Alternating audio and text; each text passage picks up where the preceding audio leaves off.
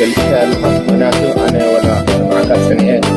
سوتي يتحازو ويكا مسنا فاميلي ويتفضل عرفت كلنا نهمنا وحدت بجو هزبنا عبيت عبستت عدل تدكنا كان خعبت فلتت كينت يدينا نوران الممكان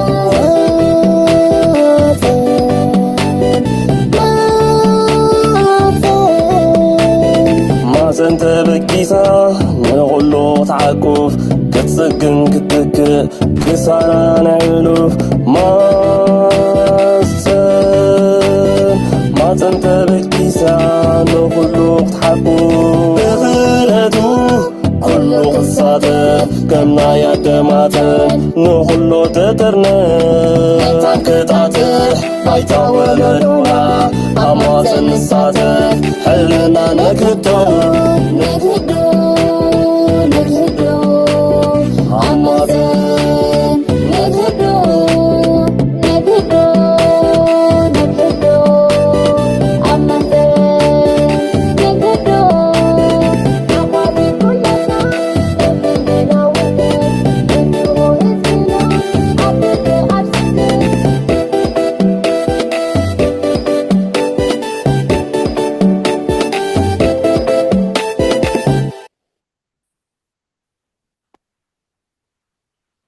سلام كلكم عارفينكم مدامنا مدام هاتين تتابعوا الأخبار تعزتنا من فيكم كميكانيكم حالته بتفهم الصراحة حتنا بالعبا عبد تبعتي بزبديو لمون مغتصل فناتو مس سامسون مسكنا كنا أربعكم هنا سامسون حوين قاعد حمزها كم يالها قال حنت أنا حق سلام تبقى الله غمي تخوني እግዚአብሔር ይመስገን እስከን መተው ከውን ነቶም ዘይፈልጥኻ ይመላለይ ዝኸውን ሳምሶን መኒዩ እንታይ ሓሰብ ታዲኻ እስከ ዘይፈልጠኒ ኣሎ ዶ ትብልዮ you're right no you're right ሽመይ ሳምሶን ይበሃል ሳምሶን ምስግና ኣብ ሃገር ኣሜሪካ ዝቕመጥ በዓል ሓደርን ኣቦ ሰለስተ ቆልዑት ኣለውኒ ናይ ሞያይ ወይ ድማ ኣነ ዝሰርሓሉ ስራሕ ብሰርቲፋይድ ሳይኪያትሪክ ነርሲንግ ኮይኑ ኣብ ሳይኪያትሪክ ሆስፒታል ንዝሓለፈ 12 ዓመት ሰሪሐ ኣለኹ ኣብ ሶሻል ሚድያ ከዓ ብፍላይ ኣብ ጥዕና ኣእምሮን ስምዒትን ዝብል ኣተኪረ ከዓኒ ወይ ድማ ኣተኪርና ከዓኒ ንሕና ፕላትፎርም ኣለና ኣብኡ ከዓኒ ንህዝብና كننكح نهزبنا كنتقم لنا زخفتنا بلاتفورم له بخوم خاني على السوشيال ميديا بزياده ينطف يا نايب حتى I think ምናልባት ጌጋዳ አታ ሆነ ዘካቶም ናይ መጀመርያ እኩኩንኩም ኣብ ላትነ ኮሮና ቫይረስ ነበሩ ጊዜሲ ብነጥፍ ብዛዕባ ናይ ስነ ኣእምሮዊ ጥዕና ስቲል እውን ትንቀሳቀስ ኣለኹም ግን ኣብ ጊዜቲ ብጣዕሚ ዝከታተለኩም ብዙሕ ሕብረተሰብ እውን استفعلالي أمراض زنبرة بخارج شكل زنبرة وانت تقصني شكل زنبرة كنتواتهم وما عينت من قصة أسكاب لا تحسب تسمع زي الرئيس زي المدن كأس لا زفنة أمين كل بيا 5 بناتكم تدلي بش من تعذبتنا مالتي بس كان ما توقعون مشان سنة مرات عنا تحديد لا زفنة إذن كأبلاي عبنا تبعتنا لو مش مزارة لنا سنة مرات عنا أنت عيو كندي عينتك كألوت هو حديك سنا أمراو تعنا كنبل كلنا كمزي wellness and exercise بلو اللون دي كمزي wellness and illness زبلو اللون دي حديك سنا أمراو تعنا كنبل كلنا بزي تسقم مخان ويدما زخون بدوه أجت مكاني مالتها يكونن كله دحان كله سلام كله كمزي انتايز بلو all green grass دي بلو كم مالتها يكونن سنا أمراو تعنا كنبل كلنا سب ኣብቲ መዓልታዊ ናብርኡ ንዝገጥሞ ብድሆታት ወይ ድማ ንዝገጥሞ ቻሌንጅስ ብዝተኻለ መጠን ብዝኽእሎ ነቲ ዝገጥሞ ቻሌንጅስ እንዳማሳርሐ ወይ ድማ ፕሮሰስ እንዳገበረ ብልቦታዊ ዓቕሙ ክስታይ እንዳገበረ ፕሮሰስ እንዳገበረ ነቲ መዓልታዊ ንጥፈታቱን ዕላምኡን ከይተሰነፈ ንዕኡ ንምትባር ወይ ድማ ንዕኡ ንምጭባጥ ዝኽእሎ ሓደ ክፋል ናይ ህይወት እዩ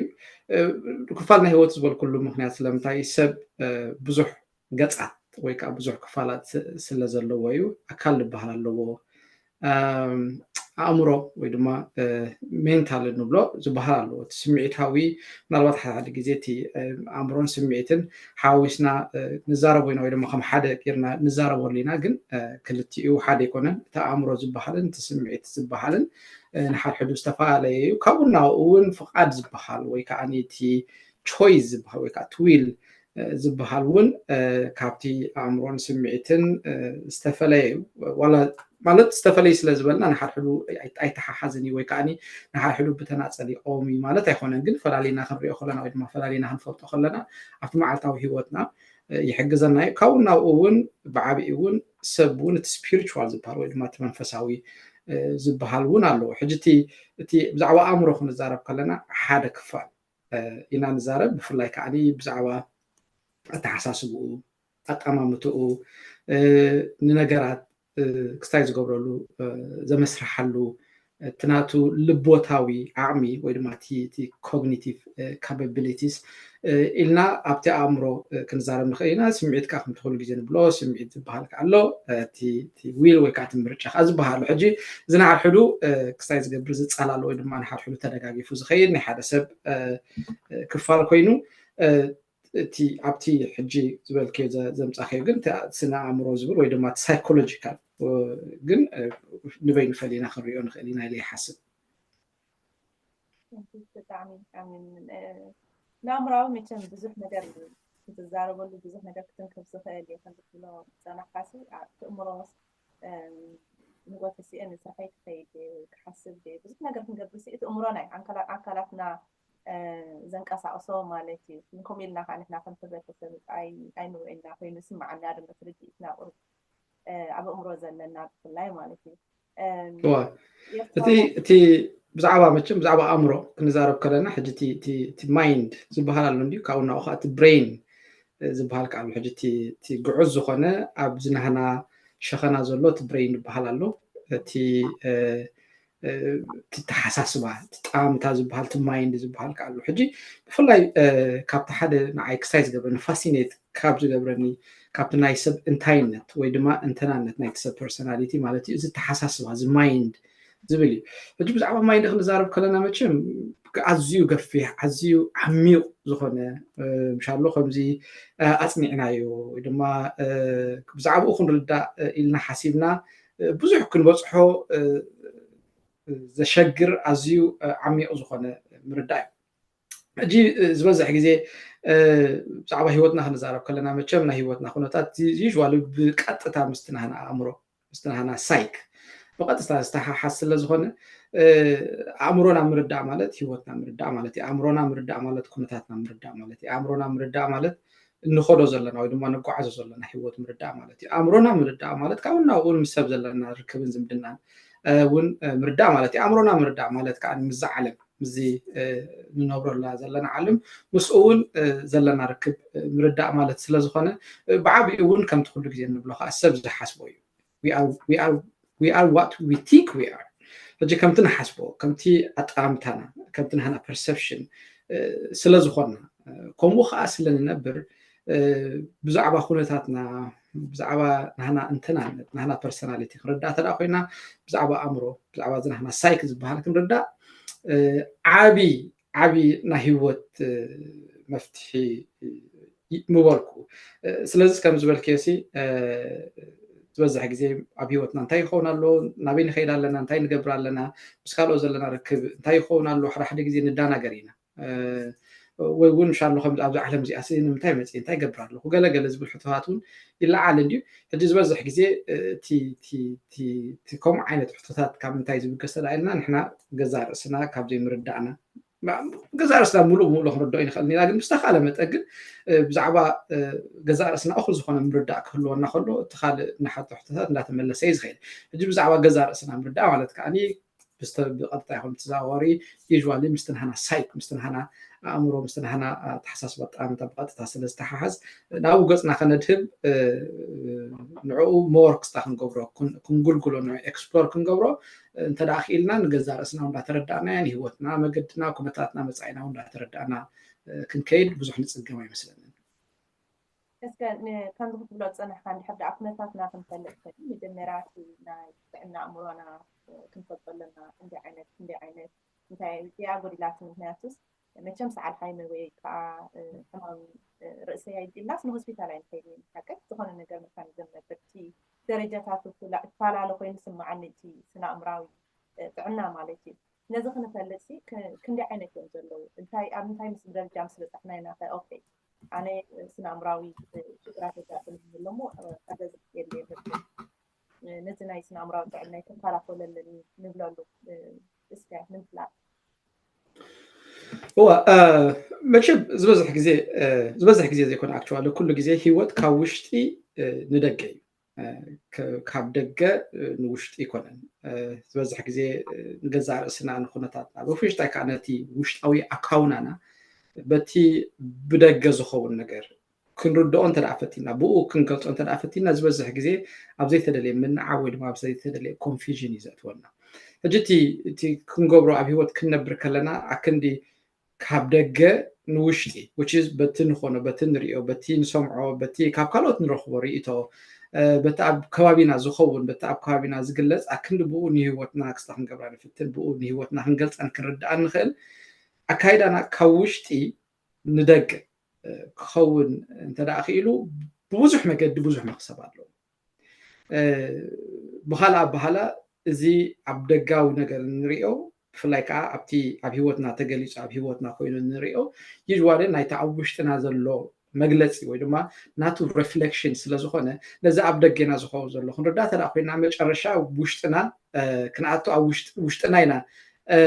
كنرداء زلنا إلى يحسب بخال أب بخالاسي سبسي تعوشتو زخونه يزخون تعوشت زخونه يزقلت تعوشت زخونه يو عب هيوت زمكرو تي عوشت زلوا يو عب هيوت زنورو حجب كاونا اون هيوت انتايز بالمرد علني هيوت انتايز بال perception it's all about perception بحالا هيوت سي تي perception مالتي تي تزي تجاجي بتقولنيا تي أتأم تاناي ويدما تي نحنا زلنا نيت أمتا عينت ويدما نيت أمتا عرمي ويدما نيت أمتا معزن ويدما dimension نيت أمتا قفحي هيوت سلازي هيوتنا كعرت الأخوينو أتأم تاناي كعرت اللو جيت perception النبلا مالتي جي perception كأني كبزح كبجس خالي بفلاي كأني نحنا دحروايتا نحنا background كابوز بجس يزبزح جزء بفلاي كأتي زحلفة كابول أنا تحزنا دعوانا هم كيتكلم أبي هو تستمكرنا أبي هو تخون دا سمعنا زعبنا كاب كوابينا خولدنا جنبيرنا كوابينا بيت مرتهم كيتكلمنا كاب عرفتنا خم حزتنا خون درعنا خون سمعنا يو تابي هوتنا زورد تابي هوتنا زخونت تابي هوتنا استمكرنا يو نايزو كله دمري تنهنا أتأم تبي دم تنهنا perception سلازو خونه خان أبي هوت كنا بركلنا خاني بزعبا أبي هوت زخون نجر نتين هو قبر ملسي نتين عون هو reaction كابت أتأم تنا سلاز بجس جتي تنهنا قبر ملسي قالي تصبوك خون خدي قالي يخان حماك خون خدي حج حدا نجر كوينو كل تسب استفع اللي قبر ملسي هو خلو لمثالي حد نجر كوينو حد أبيوتنا حدا نجر كوينو حدا سبنا أبيوت زخون نجر تسفه أورس خلو نتخلقن حدا تيزبال حدا inspiration كفترة لي خدي سلامتها كلتا سبع سحر نقولتهم كيرم كله تحدث تسفه أورس تحدث خادي بو تتابعو نبزح شيء درجة يخيط تنايلنا تناي نايت قامتها قداي تناي perception قداي perception كأخم زبلنا يخاني كابتي نحنا تمكرو ويدماني كنعب خلنا أبيوتنا تسمعنا دخلنا ويدما أبيوتنا زوردنا زتمكننا ناتوتيت سلزخنا زي عبدك زخور ويدما أبيوتنا زخور ويدما أبكابينا أبتناهنا هيوت أبتعنكل هيوتنا زخون نعوخن عرية أخوينا خمزولكم مليسرين لنا هنا أتعامتا ويدما هنا perception أجيتنا هنا perception كله بزعبة نجارات ويدما بزعبة أبتقابينا زخون ويدما بزعبة كارو سباد زي كنا بعبي بزعبنا زلنا تعامتا بزعبنا زلنا الرأي ويكا بزعبنا النبلو يدما بزعبنا نردو الرادة و just self perception النبلو معناتي جيت قاليو not self perception مش عارلو خبزي تبو رأسة تعمانينت self confidence اللو خدبر خليك فكر خليك قبل خون خليك قلزو الخون كله تحنا خانا عني ربحني رقمي مش عارلو خمزي عدلي قال استرقميو قاليلو بزعبا قزار اسو استوالا شو يدما زتزابع تعامتا كله يخلي حج انتا كبلي دلي هيوتنا خعرة الأخوي نفسي تي أب هيوتنا أب دقز خونا وشت بمنصانا زيكونا سي كاوشتي ندقى خنقبرو خلنا هيوتنا تبالاش لحالي خويلو partly أتعامتانا وجسنا هنا perception سلستوالا شو حج ملسيلنا تأمتاي سلمتاي تبالاش له الرأي سلمتاي تبالاش له بزعباي زلنا الرأي تأمتا بزعباي زوبلو بزعباي زحسبو بزعباي زلنا الرأي أسي سلمتاي تبالاش زلو كبي جرا خعري لني أبزبل أو أنت الأدتيفنا أو أنت أدهبنا I think it بدك زخون usually ناي وشتنا نتصبر أو لما ناي وشتنا وتصير سلزخونه تعوشنا زلنا تلقى تعريت بدك زلنا ده تعريخ مت ناي قدني خون اللي حسب. لذي نافع نعمر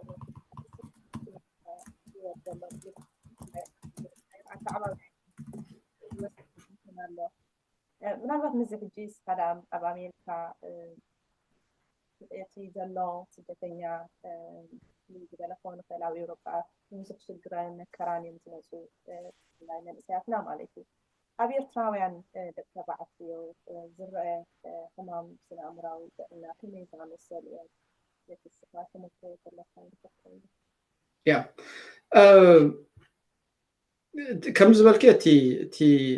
تي أبنا هنا منسيات فلايك بحافش أبنا هنا دك تبعتيو زرق تجمعت I think بزح في اللي زلوا مثلا إن أوروبا هلو أو أمريكا ولا أفريقيا بزح في اللي زلوا هنا يسمعن هجي من الوقت تي زرق نعمرو تجمعت ما بقاسيو كم تقول له جزء نبلو تنحرفه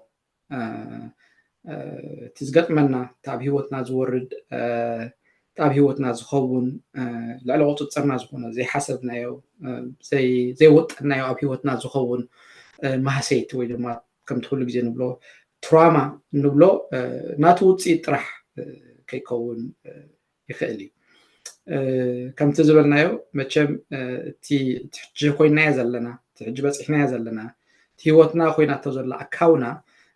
وتصيت نايتي زمس أنا يو مكدي ويدما وتصيت نايتي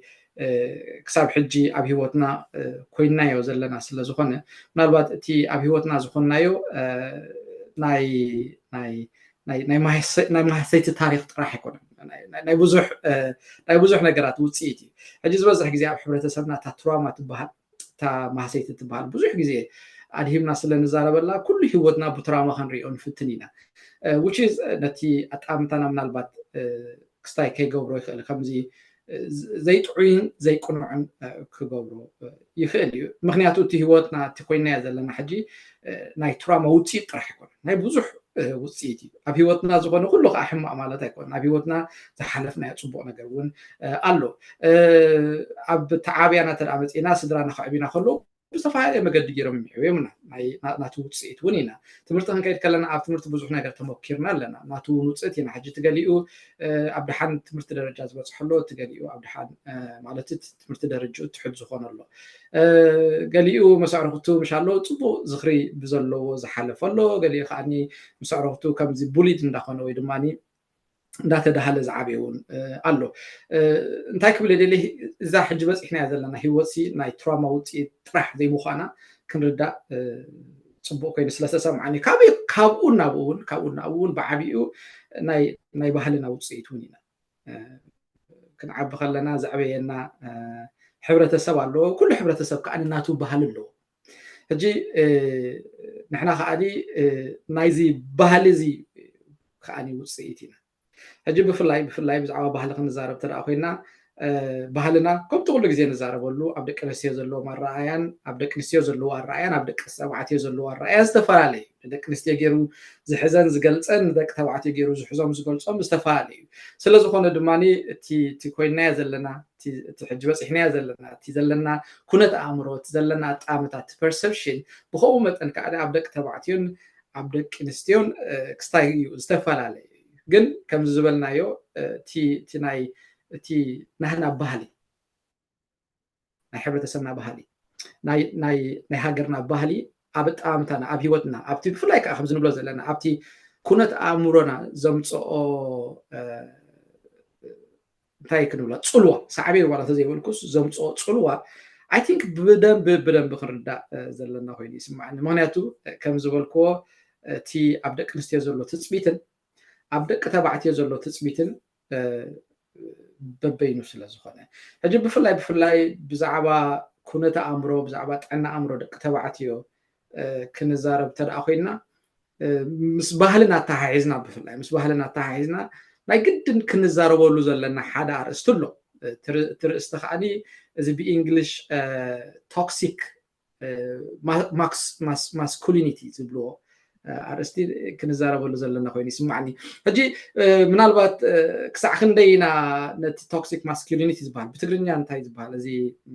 ፅሒፈ ኣለኹ እዚኣ ክዶን እወ መርዛም ተባዕታይነት ዝበሃል ተባዕታይነት ዋው መርዛም ተባዕታይነት ዝበሃል ክንዛረበሉ ዘሎ ኮይኑ ይስማዓኒ ምክንያቱ ከምዚ ዝበልክዎ ኣብ ሕብረተሰብና ኣብ ደቂ ተባዕትዮ ዘሎ ትፅቢት ወይ ድማ ኣብቲ ደቂ ተባዕትዮ ካብ ብንእሽተና ከለና ማለት እዩ ክንዓቢ ከለና ኣብ ደቂ ተባዕትዮ ክስታይ እንዳኾነ እንዳተሃንፀ ዝመፀ ባህላዊ ዝኾነ ኣረኣያ ባህላዊ ዝኾነ ኣጠማምታ ኣሎ ሕጂ ንምንታይ ከም ዝብል ዘለኹ ሕጂ ዝበዝሕ ግዜ ብዛዕባ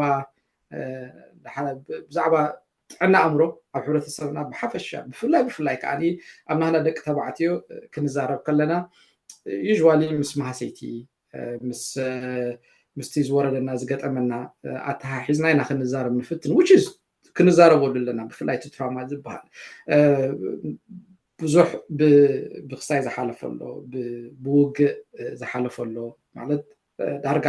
እዚ ሃፅፊ ውግእ ዝበሃል ንኩላህና ብቀጥታ ይኹን ብተዘዋዋሪ ብዙሕ ተንኪና ወይ ድማ ፀሊና ስለዝኾነ ከምኡ ድማ ኩነት ኣእምሮና ክፀልዎ ክትንክዮ ናይ ግድነት እዩ ሕጂ እቲ ትራውማ ዝበሃል ናይ ግድን ክንዛረበሉ ኣለና ብፍላይ ከዓ እቲ ፕሪቫለንስ ናቱ ኣብ ሕብረተሰብና ኣዝዩ ሰፊሕ ስለዝኾነ ንዑ ክንዛረበሉ ኣለና ግን ብኡ ጥራሕ ዓይነ ክንጥምቶ ስለዘይደለኹ እየ እዚ መርዛም ተባዕታይነት ዝበሃል እዚ ቶክሲክ ማስኩሊኒቲ ዝበሃል ክንዛረበሉ ዘለና ኮይኑ ይስማዓኒ ብፍላይ ከዓኒ ምሻሎ ከምዚ ዳዓበና ከለና ዝዝከረኒ ምሻሎ ወሓጦ ከኣሎ ሰብኣይ ኩን ምሻሎ ከምዚ ኣታችን ሰበይታይ ገለ እንዳተባሃልና ኣብ ሂወትና ካብ ቁልዕነትና ሒዝና ማለት እዩ ምሻሎ ሰብኣይ ከበክድ እዩ ገለ ምሻሎ እንኮፍካ እንደስፋሐዩ ገለ እንዳተባሃልና ስለዝዓበና እቲ ከምኡ ዓይነት ባህላዊ ፅልዋ ኣብቲ ናህና ኩነት ኣእምሮ ብፍላይ ከዓኒ ስምዒትና ኣብ ምምሕዳርን ስምዒትና ኣብ ምግላፅን ዘምፅኦ ፅልዋ ዓብዪ ስለዝኾነ እዚ ክንዛረበሉ ዘለና ኮይኑ ይስማዓኒ እዚ መርዛም ተባዕታይነት ዝበሃል ማለት እዩ ሕጂ ባይ ዴፊኒሽን ምሻሎ ኦፍኮርስ ሕጂ ብጀነራሊ ከምዚ ክንርድኦ ዘለና ኣብ መንጎ ደቂ ኣንስትዮን ደቂ ተባዕትዮን ፍልልይ ኣሎ ናይ ተፈጥሮ ፍልልይ ኣሎ ሕጂ ንሱ ከም ዘለዎ ኮይኑ ግን ብባህሊ ዝተሃንፀ ወይ ድማ እቲ ሕብረተሰብ ዝሃነፆ ኣተሓሳስባ ሶሻሊ ኮንስትራክትድ ኣይዲያስ ዝበሃሉ ኣብ ደቂ ኣንስትዮ ዘሕደሮ ክስታይ ዘሕደሮ ፅልዋን ኣብ ደቂ ተባዕትዮ ዘሕደሮ ፅልዋንፈላለዩ ካብኡ ናብኡ ምሻሎ ኣብ ዓድና ብዛዕባ ደቂ ኣንስትዮ ክበሃል ከሎ ان شاء الله ابغزا خوينا كستاي صحي كسريحه تخيل غزا صريحه تخيل قال بحال كله ود تبعتي ግን ان شاء الله كومو كال تثبيتات አለው እንደምወድ ተባዕት እጂ ትጽቢታት ትክክል ዲ አይኹም ኩን ድምጽ አለው ግን በሐፈሻት ባህልና ህሪዮ ከለና ወይ ድማ እቲ ናይ ባህልና ጽልዋ ኣብ ደቅ ክርስቲያን ኣብ ደቅ ተባዕትዮም ክንሪዮ ከለና ግን ዝተፋለየ ጽልዋ አለው እጂ ብፍላይ ግን ኣባና ኣብ ደቅ ተባዕትዮ ዝሕደሮ ጽልዋ ምዃኒ ናብዚ ንብሎ ዘለና ናብ ጥዑይ ዘይኮነ ኣራእየ ወይ ድማ ጣምታ ዝወሰደና ብፍላይ ከኣኒ ኣብ ምምሕዳር ኣብቲ ንሕና ኣብ ምምስራሕ ናናቲ ትናና ሳይክ ስነ አእምሮ ይኹን ናና ስምዒት ኣብ ምስራሕ ክስታይ ዝገበረና ዝጸገመ ክስታይ ኣውታዊ ነው ኣሉታዊ ጽልዋ ዝሕደሮ ክንርኢ ከለና ብምንታይ ክንገልጾ ንኽእል በዚ ንብሎ ዘለና መርዛም ተባዕታይነት ወይ ድማ በዚ ቶክሲክ ማስኩሊኒቲ ንብሎ ማለት እዩ ሕጂ ናይዚ ቶክሲክ ማስኩሊኒቲ ምልክታት እንታይ እዩ ወዲ ተባዕታይ ክበሃል ከሎ ምሻሎ ከምዚ ጎኖፃዊ ተባእሳይ ምሻሎ ከምዚ አግሬሽን ዘለዎ ክኸውን ከሎ ሞር ከም ወዲ ተባዕታይ ዝዳዕዲ ተባዕ እንድዩ ገለ ናብባል ሰብ ሕብረተሰብናስ ከምኡ በቲ ሓደ ወገን ምሻሎ ገዛኻ ደገ ተሃሪምካ ክትመፅእ ከለካ ናብኻኻ ተመፂኻ ሲ ምሻሎ ዝበሃለና እውን ነይሩ እዩ ምሻሎ ናብኻኻ ትመፅእ ስኻ ከታይ ጌርካዮ ገለ ምሻሎ ከምዚ ሕኑእ ደይፈዲ ወዲ ኣድጊ ገለ እናተባሃለ ምሻሎ ከምኡ ሕጂ እቲ ስነ ሓሳብ እንታይ እዩ እቲ ቶክሲክ ዝገብሮ እንታይ እዩ ወዲ ተባዕታይ ሲ ተባዕታይነት ዝበሃል ወይ ድማ ማስኩሊኒቲ ዝበሃል ሲ ብጎነፃዊ ክስታይ ዘለዎ ወይ ድማ ብጎነፅ ዝገልጾ ወይ ድማ ሓደ ጎነፃዊ ዝኾነ ባህሪ ተዳሃልይዎ ከም ሓደ ምሻሎ ዓንተር ዘለዎ ወዲ ተባዕታይ ገይሩ ይግለጽ this is very toxic ማለት እዩ ካልእ ከምዚ ብዙሕ ስምዒት ኣልቦካ ዘይኮነሲ ግን ኢሞሽናሊ ኢንሴንሲቲቭ ክኸውን ከሎ ሓደ ምሻሎ ከምዚ ገሊኡ ምሻሎ ዝበኪ ስምዒቱ ብቐሊሉ ዝገልጽ ተዳ ኮይኑ ዳርጋ ኦይ እዚ ዳርጋ ከምዚ በባህላ ናይ ሕብረተሰብና ወይ ድማ ናይ ባህልና ክላ ዝዳ ሰበይታይ እንዲዩ ዓይነቱ ናብ ብባል እዩ ዝኸይድ ኢሞሽናሊ ኢንሴንሲቲቭ ክኸውን ከሎ ከምዚ ዘይንካእ ገለ ክኸውን ከሎ ግን ናይ ባሕቂ ከም ሓደ ወዲ ተባዕታይ ዝውሰድ this is very toxic ማለት እዩ ካልእ ኩሉ ኣብ ውሽጡ ዝገብር ኩሉ ኣብ ውሽጡ ዝሰትር ኩሉ ኣብ ውሽጡ ዝፀውር ክኸውን ከሎ ሞር ከም ወዲ ተባዕታይ ተገይሩ ዝረአ ኣብ ሕብረተሰብና ካልእ ሓገዝ ዘይሓትት ኩሉ በዓሉ ዝገብሮ ኩሉ በዓሉ ክገብሮ ዝፍትን ኩሉ በዓሉ ክኽእሎ ዝፍትን ከዓኒ ከም ሞር ወዲ ተባዕታይ ዝውሰድ ካልእ ዶሚናንት ክኸውን ከሎ ዓብላሊ ብፍላይ ከዓኒ ኣብ ደቂ ኣንስትዮ ናይ ዓብላልነት ባህሪ ክረአ ከሎ ምሻሎ ከምዚ ኦይ ዝዳ ሰበይቲ ተሕምቆ ገለኻ ማ ንበሃል እዩ ምሻቂ ብፍላይ ከዓኒ ኣብ ገዛ ምስ ሰበይቱ ይህን ኢሉ ዝገብር ተዳ ኮይኑ ወይ ከዓኒ ሳምሃው ኣይደኖ ዋላ እታ ሰበይቲ እውን ምሻሎ ካብ ሰብኣያ ንላዕሊ ኣብ ገዛ ተእቱ ተደኣ ኮይና ገለ ሕጂ እቲ ሰብኣይሲ ሳምሃው ኣብቲ ገዛስ ከምዘይ ዓብላሊ ገይሩ እንተደኣ ዘርእዮ ነገር ሃልይዎ ሲ ከም እቲ ናቱ ተባዕታይነት ዝጎደለ ወይ ድማ ዝኸሰረ ተገይሩ ይረአ እዩ which is toxic ማለት እዩ ጋልእ ከዓኒ ምሻሎ ከምዚ ንግብረ እዚ እንታይ ዝበሃል ግብረ ፍኑ ዝኾነ ባህሪ ዘለዎ ምሻሎ ኣብ ዝኾነ ምስ ደቂ ኣንስትዮ ድሌቱ ዝገብር ድሌቱ ዝኸውን ነቲ ሓንቲ ዘእቱ ምሻሎ ከምዚ መምሪፁ ወይ ድማ ከምዚ በብተራ ገለ ጓል ደእቱ ዘውፅእ ተደኣ ኮይኑ ከዓኒ ካብ ሕብረተሰብና ምናልባት ሕጂ እሱ እንዳተመሓየሸ ወይ ድማ እንዳተዓረየ መፅእ ኣሎ ክኸውን ይኽእል እዩ ግን ተዳሪእና ኣብቲ ባህርና ግን ከም ሓደ ተባዕታይነት ዝዳ ተባዕ እንድዩ ገለ ተባሂሉ ይግለጽ እዩ ሕጂ እንታይ ክብል የደለ እቲ ባህሊ ኣብቲ ናህና ኩነታ ኣእምሮ ወይ ድማ ኣብቲ ናህና ኣጣምታ ብፍላይ ብዛዕባ ደቂ ተባዕትዮ ወይ ድማ ብዛዕባ ተባዕታይነት ዘለና ኣረኣያ ካብኡ ናብኡ ስምዒታትና ኣብ ምግላፅን ኣብ ምስራሕን ክስታይ ዘለና ከመይ ጌርና ከም ንገልፆ ከም ነመስርሖን ፕሮሰስ ከም እንገብሮን እቲ ናህና ባህሊ ኣባና ኣብ ደቂ ተባዕትዮ ዘሕዘሮ ፅልዋ ስለ ዘለዎ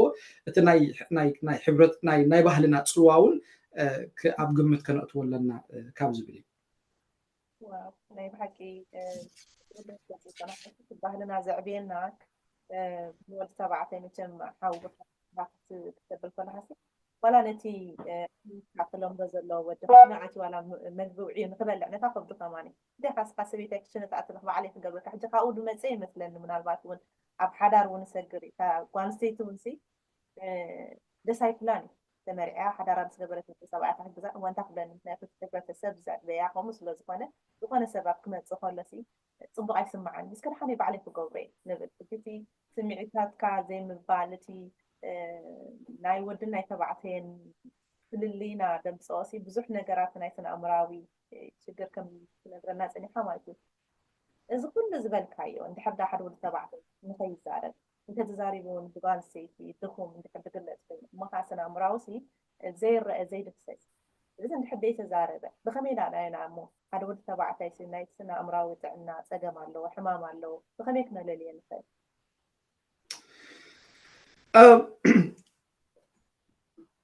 በቸም ከምቲ ኩሉ ግዜ ንብሎ ጥዕና ኣእምሮናን ስምዒትናን ሕልው ክኸውን እንተደኣ ኮይኑ ኣብ ግዜኡ ነቲ ዝገጥመና ነቲ ኣብ ሂወትና ዝኸውን ዝወርድ ነቲ ንሰምዖ ኣብ ግዜኡ ከነመስርሖን ክንገልፆን ፕሮሰስ ክንገብሮን ረቪል ክንገብሮን ተዘይክኢልና መቸም ኣብ ውሽጥና እንዳተኸዘነ ወይ ከዓ ኣብ ውሽጥና እንዳተበላለዐ ክስታይ ስለ ዝኸውን ኣብ ውሽጥና ስለ ዝበላዕ ነቲ ናህና ኣጣዕምታ ነቲ ናህና ስምዒትን እንዳበሮ ዘይ ዝመፅእ ከምኡ መጠን ከዓኒ ናህና ኩነታ ኣእምሮን ናህና ስምዒትን ከዓ እንዳተበላሸወ እዩ ዝመፅእ ሕጂ ብሓፈሻ ብፍላይ ብዛዕባ ደቂ ተባዕትዮ ክንዛረብ ተደኣ ኮይና እቲ ኣብ ሂወትና ዝኸውን ኣብ ሂወትና ዝገጥመና ንሰምዖ ኮታስ እቲ ኣብ ሂወትና ዝኸውን ከም ዝበልናዮ ብግቡእ ከነመስርሖን ክንገልፆን እንተዘይክኢልና ዝበዝሕ ግዜ ደቂ ተባዕትዮ ናብ ሰለስተ ነገር እዮም ዝልሕኹ እቲ ቀዳማይ ካብቲ ዝገጥሞም ካብቲ ኣብ ሂወቶም ዝኾነ ካብ ስምዒቶም ካሃድሚ እዮም ዝፍትኑ which is እዚ skepticism ንብሎም ማለት እዩ ሕጂ እቲ ካሃድምሉ ዝፍትኑ ከዓ እንታይ እዩ of course በኣካል ክትሃድም ኣይትኽእልን እንዲኻ ብኣእምሮ ወይ ድማ ብስምዒት ኢኻ ክትሃድም ትኽእል ሕጂ እቲ ብኣእምሮ ብስምዒት ክሃድምሉ ዝጥቀምሉ ከዓኒ ወይ ኣልኮሆል ይኸውን ወይ ከዓኒ ዕፀፋርስ ይኸውን እዚ ድራግስ ንብሎ ማለት እዩ ካልእ ልምድታት ብምጥራይ ካብቲ ኣብ ሂወቶም ዝኾነ ነገር ክሃድሙ ይፍትኑ ሕጂ ብፍላይ ዝበዝሕ ግዜ ኣብ ደቂ ተባዕትዮ ዝረአ ማለት እዩ ሕጂ ብፍላይ ብዛዕባ ኣልኮሆል ብዛዕባ ዓፀፋር ዝተዳሪና ደቂ ተባዕትዮ ሰለስተ ዕፅፊ ካብ ደቂ ኣንስትዮ ዝያዳ ይጥቀሙ ሕጂ ወዲ ተባዕታይ ከዓኒ ከም ዝበልናዮ ብፍላይ እቲ ዝኸውን ነገር ኣብ ውሽጡ ስኢሉ እንዳዋህለሎ ክመፅእ ከሎ ንሱ ናቱ ኣጣዕምታን ናቱ ስምዒት እንዳባላሸዎ ስለ ዝመፅእ እቲ ኣብ ሂወቱ ዝኸውን ዘሎ ንመታን ከይምከሮ እሞ ቃንዛ መታን ከይስምዖ ከም ዝበልናዮ ምህደሚ ካብ ዝጥቀመሎም ሓደ ኣልኮል ካልእ ልምድታት ፀፋርስ ወይ ድማ ድራግስ ገለ ይኸውን ማለት እዩ ተቀዳማይ ማለት እዩ እቲ ካልኣይ ከዓኒ እዚ ምንስሓብ ንብሎ ወይ ከዓኒ ዊዝድሮ ንብሎ ማለት እዩ እዚ ምንስሓብ ንብሎ ምሻሎ ከምዚ ገዛ ርእሱ ክንፅል ይጅምር ካብ ዝፈትዎ ንጥፈታት ክስታይ ክገብር ዝፈትዎ ዝነበረ ንጥፈታት ደው ከብል ይጅምር ስራሕ ብተደጋጋሚ ክስታይ ይሓትት ስራሕ ካብ ምኻድ ይቁጠብ ምስ ኣዕሩኽቱ ዝነበሮ ግዜ እንዳወሓደ ምስ ፋሚሊኡ ወይ ድማ ምስ ቤተሰቡ ዝነበሮ ግዜ ክስታይ እንዳኾነ እንዳወሓደ ኣብ ናቱ ዓለም እንዳነበረ ይመፅእ ማለት እዩ ሕጂ ንገዛ ርሱስ ክስታይ እንዳነፀላ ወይ ድማ ኣይዞሌት እንዳገበራ ይመፅእ ማለት እዩ ሕጂ ዝበዝሕ ግዜ ከምዚ መፅናዕቲ ከም ዝብሎ ማለት እዩ እቲ ዝበዝሕ ናይ ስነ ኣእምሮ ፀገም ልዕሊ 9% ከም ዝብሎ ካብ ገዛ ርእስኻ ካብ ምንፃል እዩ ዝጅምር ገዛ ርእስኻ ኣይዞሌት ክትገብር ከለካ እዩ ይበሃል ሕጂ ከም ዝበልናዮ ከዓ ብፍላይ ከዓ ወዲ ተባዕታይ እቲ ኣብ ሂወቱ ዝኸውን ነገር ብዝግባእ ክስታይ ክገብሮ ፕሮሰስ ክገብሮ እንተዘይክኢሉ ኣብ ግቡእ ግዜ ክገልፆ እንተደይ ጀሚሩ ከም ዝበልናዮ እቲ ሓደ ክሃድም መህደሚ ነገራት ይጥቀም እቲ ካልኣይ ከዓኒ የንሳሕ ገዛ ርእሱ ኣይዞሌት እንዳገበራ ይመፅእ እሞ እዚ ኣይዞሌሽን ወይ ድማ ዝምንፃል ድማ ናብ ካልእ ዘይተደለየ ስነ ኣእምራዊ ፀገማት ክስታይ ገብሮ የቃልዖ ማለት እዩ እቲ ሳልሳይ ከዓኒ ንደገ ክስታይ ገብሮ ንደገ ይነፅጎ ወይ ድማ ንደገ የንፀባርቆ which is ብእንግሊሽ እዚ ኤክስተርናሊዝም ንብሎ ማለት እቲ ኣብ ሂወቱ ዝኸውን ዘበለሲ ብካልእ መገዲ ክገልፆ ይፍትን ብፍላይ ከዓኒ ብጎነፅ ብናዕቢ ብካልኦት ብምቅላል ንካልኦት ቡሊ ብምባል ወይ ድማ ኣብ ካልኦት ዓመፅ ወይ ድማ abuse بمورد كستاي يقولوا حاجة كم عنتو يزبلنايو usually ab sub abtدقاو أكوناونو abtدقاو هيوتو انت لا استوالا شو تدا أخوينو ميتي كميتي تمبجسي أوشتو زتوالا شو نجر سلزلوي فجيت أوشتو زتوالا شو نجر بزقبا كستاخ قبرو تذكيلو بزقبا كم مسروحون بزقبا process كقبرو تذكيلو بزقبا خقصو تذكيلو تنتاي زبال تبجع زبلو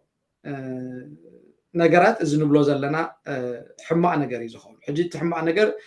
ኣብ ስድራ ቤት ክኸውን ይኽእል ኣብ ዕረፍቲ ክኸውን ይኽእል ኣብ መሳርሕቲ ክኸውን ይኽእል ኣብቲ ዘለዎ ሕብረተሰብ ክኸውን ይኽእል ግን ከም ዝበልናዮ ዝኾነ ሰብ ብፍላይ ከዓ እዚ ንብሎ ዘለና ምናልባት ኣብ ኩሉ ዋላ ኣብ ደቂ ኣንስትዮ እውን ዝምልከት ክኸውን ይኽእል እዩ ግን ሕጂ ብዛዕባ ደቂ ተባዕትዮ ንዛረብ ስለ ዘለና ብፍላይ ከዓ እዚ ንብሎ ዘለና ብዛዕባ ንዓቢ እንተደኣ መፂና ብዛዕባ ጎነፅ እንተደኣ መፂና ብዛዕባ ዓመፅ እንተደኣ መፂና ካብ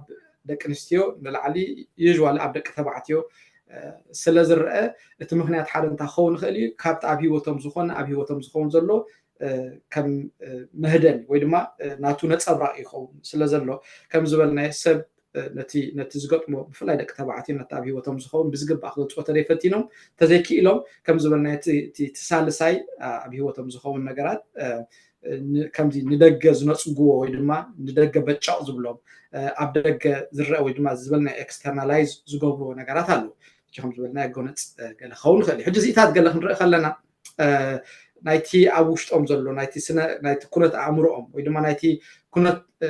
ኩነታት ስምዒቶምን እንታይ ዝበሃል መግለፂ ወይ ድማ ሲምፕተም እዩ ዝኸውን ዘሎ ሕጂ ከም ዝበልናዮ ከምዚ ዝሓተትክዮ ከመይ ጌርና ንፈልጦ እንተደኣ ኢልና እዚ ክኸውን ኣብ ሂወት ሓደ ሰብ ወይ ድማ ኣብ ሂወት ሓደ ወዲ ኣብ ሂወት ሓደ ሰብኣይ እዚ ክኸውን እንተደኣ ርኢና ሳምሃው ኣብ ውሽጡ ዝተባላሸው ኣብቲ ኩነት ኣእምሮ ዝተባላሸው ነገር ስለ ዘሎ ካብቲ ብደገ ዝኸውን ካብቲ ሲምፕቶም ንብሎ ማለት እዩ ካብቲ ብደገ ዝኸውን ሕልፍ ኢልና እቲ ኣብ ውሽጡ ዘሎ እንታይ ይኸውን ኣሎ ክንርዳእ ክንፍትን ኣለና ኢለ ይሓስብ ማለት እንታይ ድኻት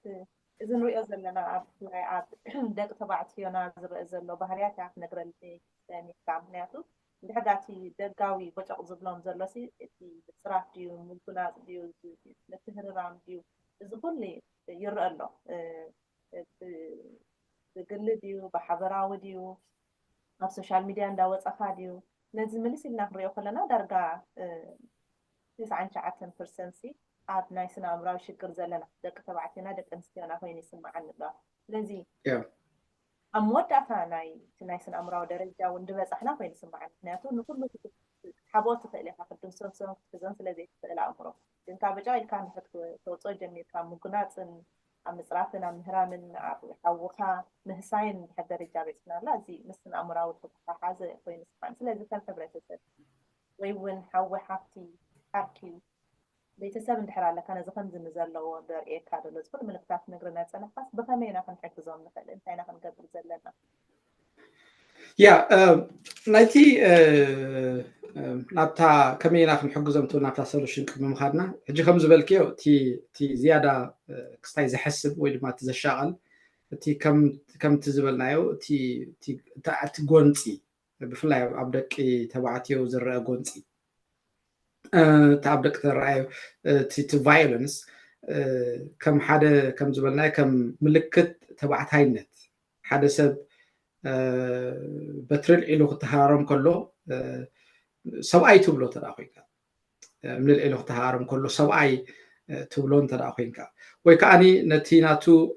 ባህሪ እቲ ናይ ጎነፅ ባህሪ ከተማኻንየሉ ትፍት እንተደኣ ሃሊኻ ኮይንካ እቲ ሰብ ጥራሕ ደይኮነ ዋላ እቲ ሕብረተሰብ እውን ክስታይ ኣለዎ ጥዕና ጉዲሉ ኣሎ ሕጂ ብፍላይ ከም ዝበልናዮ ብፍላይ ኣብቲ ተባዕታይነት ዝበሃል ኣብቲ ማስኩሊኒቲ ዝበሃል ምሻሎ በቸም ዝበዝሕ ግዜ ማስኩሊኒቲ እቲ ተባዕታይነት ክበሃል ከሎ ሓደ ሰብ ምሻሎ ጅም ከይዱ እንተደኣ ክስታይ ናቱ ጭዋዳታት እንተደኣ ጥንክርክር ኢሉ ምሻሎ ቅርፂ ዘለዎ ኣካላት እንተደኣ ኮይኑ ምሻሎ ተጨዊጉ ዝዛረብ ተደኣ ኮይኑ ብዙሕ ስምዒት ዘይገልፅ ተደኣ ኮይኑ ከም ዝበልናዮ ምሻሎ ከንተዓከ ቴስታ ገይረ ከላህወካ ገለ ዝብል ተደኣ ኮይኑ እዚ ከም ስብእነት ከም ተባዕታይነት كماسكولين نقلص أنت أهالينا خوينا كم حورة سب حدا مرد عودينا لنا شالو خمزي حجدك قال نسيتر أخوينا كمزي لو وقت تكون حلاك تكون دنقات تكون يستايو تسميتها بتحدى شنو تدا حرق تدا أخوينا قال هتتهازئ لقال نسيتي قال يبحر بتحدى قن ود تبعتاي كمزي حلاي دنقات أنت دا أخوينا هتتهازئ ميستي قال لك أي بحالي هجيب فلاي ود تبعتاي كمزي زبلنا حرق كون ويدما ود تبعتاي بحرقت نجارات تقلص كله كم حدا قبول قال نستيتي بحرقت قالنا كسالك تحرك كلا ويدما نجارات بحرقت كتقلص كلا أني كم شالو كابتناتا تايز بحال تناتا فيمينين بحري كابتي قال نستيت بحري كم زودلت جركازر أنت أخوين أبتت عمتا كستاخوينا لنا تجاجينا لنا ولا نتسبون نتمنى سيون زي تدلي كستين هبول لنا زي تدلي من الأختين هبول لنا حدا نيرو عركي حجكو اكشوالي قرب عامتات اقصير له حجي زفوتو ازيو بلح نفع كستاي سبي حجي اكشوالي اب امريكا دكتور ناي حكمنا دكتور كستاي ميديكال دكتور حدا اوان اب نمجمرا غزي قربتي عامتات تفالالي ناسي دحراي نابت زلو بوتا مسكركم مسرخبني نبيعو نمجمرا غزي سب رخيبني نافقني كنبع زرعه ود تبعتاي نيرو نتي منبعتو سي انا نغزار سي كمي غير قبر ملس خمزو وس تصقيمه كنبع دي زلن خمو سلامتاي تنبع على خادي خبلو تي عبر سيزولو ود تبعتاي كبحال كله سي مشالو عبيتو قال بمنكو خغون نصني خبل لغد كيف دحاندو قال خبل نمبر كم نافقس تلعل كنبع ساي تصبخو شعوسي كمزي تانا زهبو قبر ملسون طفيني حجي تملي سخري اخلو ግን ናይ بحقي ጥዑይ ዝኾነ ክስታይ ዘሎ ስምዒታዊ ወይ ድማ ጥዕና ስምዒት ዘለዎ ምስ ስምዒታቱ ዝተላገበ ምስ ስምዒታቱ ዝተጣበቀ ሓዊ ነይሩ ሕጂ ጅዋል ንሕና ደቂ ተባዕትዮ ስምዒታትና ምግላፅ ምስ ስምዒታትና ክስታክን ምልጋብ ኮኔክትን ክንከውን ዋላ ትባህልውን ብዙሕ ስለ ዘይመሃረና ዝበዝሕ ግዜ ምስ ስምዒታትና ስታይ ንኾን ኢና ከምዚ ካብ ስኢሉ ድስሕቕ ካብ ስኢሉ ብሻሎ ከምዚ ሕጉስ ዝኾነ ገፀ ባህሪ ዘለዎ ጭውግ ዝብል ቁርብተይ ዕቅብ ዝብል ኮንዘርቫቲቭ ዝኾነ ዝያዳ ከም ወዲ ተባዕታይ ዝውሰድ ኣባና ባህሊ እዚ እቲ ጌጋ ዝኾነ ብዛዕባ ማስኩሊኒቲ ዘለና ራዳ ማለት ሕጂ እንታይ ክብል የደልየ እቲ ኣብ ሕብረተሰብና ዘለና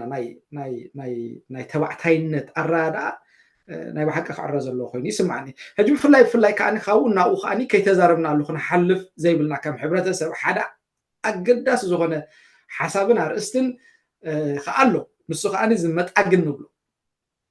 which is በእንግሊሽ ስቲግማ ምናልባት ብዙሕ ግዜ ታት ስቲግማ ትበሃል ሲ ብትግርኛ መጣጊ ከም ትበሃል ክንደይ ሰብ ዝፈልጥ አይደለም ግን ስቲግማ ዝበሃል ኣሎ ስቲግማ ኣብ እንግሊሽ ኣተዳ መፂና ስቲግማ ዝበሃል ክስታይ ፍሉጥ ዝኾነ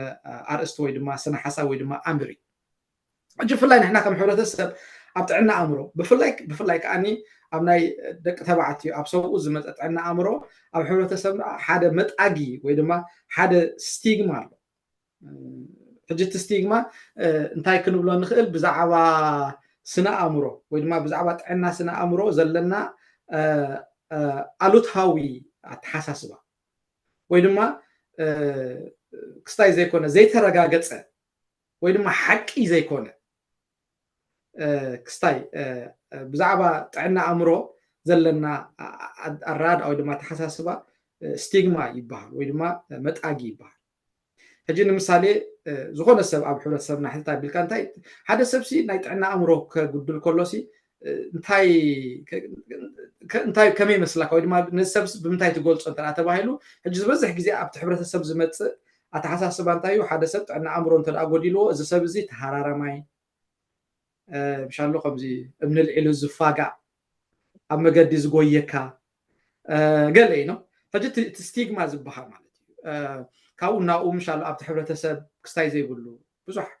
ኣስተዋፅኦ ዘይብሉ ፕሮዳክቲቭ ዘይኮነ ካብቲ ሕብረተሰብ ተፈልዩ ክዕፆ ዘለዎ ክቁለፍ ዘለዎ ከምዚ ኣብ ፀፀራት ዓይነት ማለት እዩ ካብኡ ናብኡ ከዓኒ ምሻሎ ከምዚ ዝተረግመ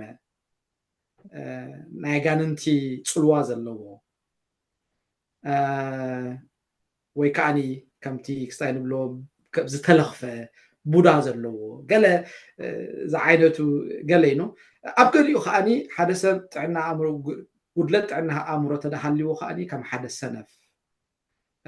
ምሻሎ ብስንፍንኡ ዝረኸቦ ብስንፍንኡ ኣብ ሂወቱ ዝኾነ ገለ ጌርና ክስታይ ሕጂ እቲ ዘለና ናይ ኣብ ሕብረተሰብ ኣብ ስነ ኣእምሮ ብፍላይ ኣብ ሰብኡት ኣብ ደቂ ተባዕትዮ